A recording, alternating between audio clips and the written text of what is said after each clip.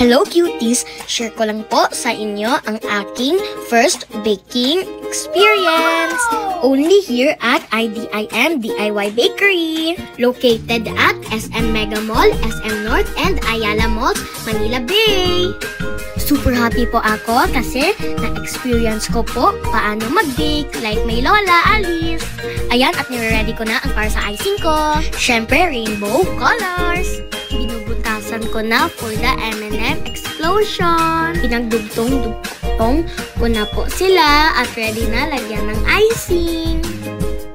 IDIM DIY Bakery is celebrating Kids Month, 30% off from March 10 to 17 on this rainbow M&M explosion cake.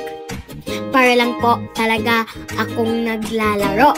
At the same time, I'm learning how to bake cake. Pero bakit parang hindi pantay yung aking cake? Hey, okay na yan. Ayan na yung icing with different colors. Nakaka-excite. Yay! Eto na, starting to put them all na po. Ang hirap po pala mag-drip, kaya tinulungan na lang ako ni ate. Decorating my cake na po, nilalagyan ko ng M&M and clouds. Eto na po ang cake ko. Yay! Tikiman time na. Thank you po ulit IDIM for the DIY baking experience.